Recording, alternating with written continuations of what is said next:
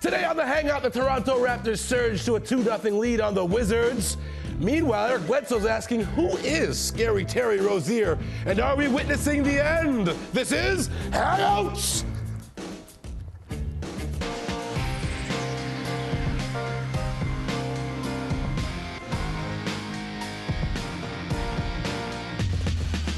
Basketball fans, welcome into Canada's home for Talking Hoops. This is the Hangout. I am Akil, Augustine, and this is the first time ever that we, as Toronto Raptors fans, can sit here and say the team has handled home court in the playoffs. Major news. And to break down this major news, we have the man who was punching the board, touching. What do you do with the board? You click the button? Delegating. He's delegating. Barking out ideas. I don't know. He was Nothing really important. He informed Dan Gladman that some beers had died courtside. This is the producer of the Raptors broadcast. That was a rough moment. I'm going to do an over and under on how many times you guys do Drake cutaways next game, though. There'll be a few. All right. It gets eyeballs. Also, a longtime member of the family, goes way back before the days of Hangout, but we love having him. This is the Americanadian, William Strickland. What's your middle name, Will? We'll never tell you on air, but I will tell you that I'm a man of many seasons. Off-season, preseason, regular season, and of course, the postseason. I think his middle name is Ebenezer. And this guy is literally on television 24 hours a day. Now, is it a hologram? Do you have a body double? Are there 6 of you? Your world this week, hard, man. Devo Brown. Just work hard, dude. Hardly work. It's just a 1/2 hour looped over and over again. Yeah, something like that. But I just hope you're wearing pants when you're watching, please. I mean, I'm definitely not wearing a shirt when I'm watching. All right, the Toronto Raptors win. I think it was 130 to 119. But, I mean, the score was really – the final score is not indicative of how the game was played. Will Strickland, I'll start with you.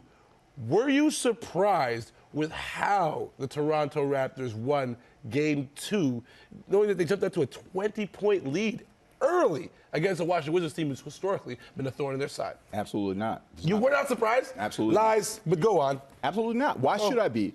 The Raptors are the best team in the Eastern Conference all year long. The Wizards had all kinds of issues, especially without their man, John Wall. They had a certain esprit de corps, if you will. I don't know what that means. It means they had spirit. You know, the team felt like a team. Okay? That's a certain esprit de corps that wasn't there when John Wall was on the team. You notice that with the Marcin Gortat tweet. You notice that they played better with Thomas Satoransky at the point. Bradley Beal being the leader. Not to say that they were a better team without John Wall.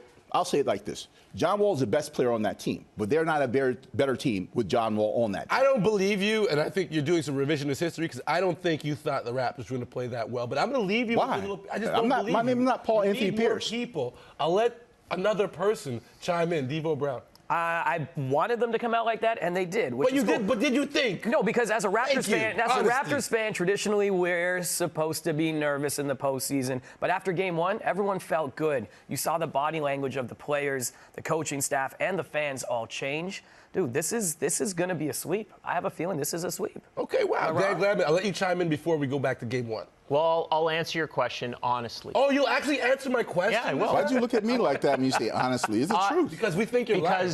Because it was shocking. The first quarter of Game 2 was a shock. When it was like 37 to 14 in the first quarter, I could not believe my eyes. Now, I do think you're right. They're the Raptors. They've been first place all year. That they had a really strong first quarter at home was not a surprise. But how poorly Washington played, and I know they've had issues and bringing back Wall into the lineup, but still, this is the playoffs, man. They came out no heart, no effort, no strategy, no game plan, and I was shocked to see how poorly Washington came out knowing they need to make adjustments in that first quarter. That first quarter, I thought we were going to jump out to a lead. Not to this extent, obviously, but that fourth quarter when they cut it down to 5. You can't say that, Will. You can't say that. You were like, oh, man. That was because again, right? I don't have the typical Raptors fan malaise and thinking about the Raptors. I don't go, oh, here's the history. Oh, everybody in the States hates us. I don't do that. I don't do that. What I look at is the facts of the matter, and this is what I deal with. Paul Anthony Pierce is not on the team anymore, so forget about that. Stop worrying about him. At the end of the day, the Raptors are a better team. They stick to their habits. They've done that. Dwayne Casey said he would play 11, 12 deep. He's done that, even without Van Fleet. So at the end of the day, you have to look at what's presented in front of you, and that's what they did. They came out and they did their jobs. Every team is going to make a run. Basketball is a game of runs. But how you sustain those runs is the difference between being a good team and a great team. And the Raptors are edging toward being a great team. All right, now, Monday morning at Raptors, actually it was Tuesday morning, Raptors shoot-around, I asked Dwayne Casey a question, and the entire media corps looked at me like I was crazy, including Dwayne Casey. But they're not wrong. I said, Dwayne, that's not the first time. Yeah. I said, Dwayne, how surprised would you be if DeMar DeRozan or Kyle Lowry ended up having a huge game? Because that's what's been missing from this group. He said, that's not the way we're made up. Well, you look at the floor Tuesday night, Game 2, DeMar DeRozan plays like a superstar. For the first time in a long time, the Raptors haven't had that in the playoffs. Game 1, however, was more the case of a balanced team approach. Devo, which style do you see this team getting their wins in this series? Is it going to be the continual development of a whole group effort, or are Kyle and DeMar going to do what every other team, and maybe except for the Portland Trailblazers, does, has their superstars rise to the occasion? I think it's going to be both. I think you're going to see what we've seen in Game 1 too. No, but I'm not trying to sit on the fence. I think it just depends on how the game presents itself. You know, DeMar said it. He said, I went out to be aggressive, but tonight I had chances and opportunities to shoot the ball. Whereas Game 1, it was more distributing because that's how they defended me.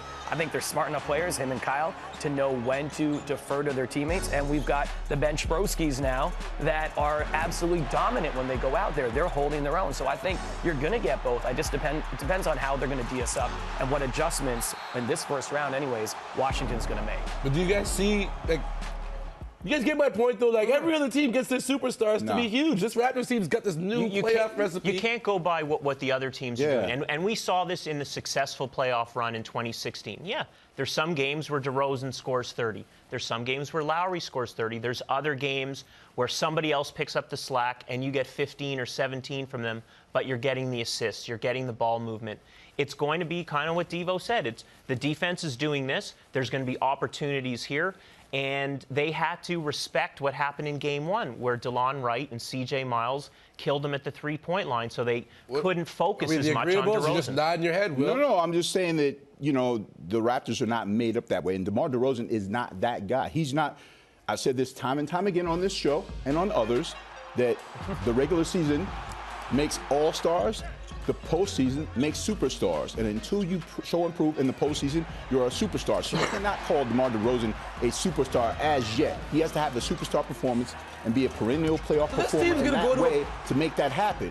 So this team's going to go to conference championship depending on its bench and not having. No, I think no. It's an entire unity as a team, because you look at something like Houston's Game 1.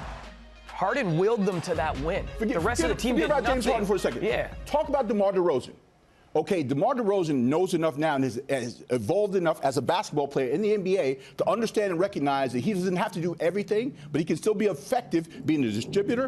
And now when it comes time he has to take over, he can. Before he didn't know the difference. Okay. Now he does. DeRozan scored 37. The Raptors scored 130. That's still 93 points that came from other places that they needed. Yeah, but you still had a player getting more than his average, which is my point. Is like you got to get your stars to be better than they are in the regular season. But hey, well, I don't think we're going to get him doing that every game, though. Well, hey, listen, if you guys want to go to the championship, you guys want to go conference championship, y'all better not be hoping DeLon Wright's the one carrying you there. Still more to come on Canada's home for Talking Hoops. We got to talk about the phantom of the process. When will he return? Philly's waiting. He's tweeting. We'll be back. This is How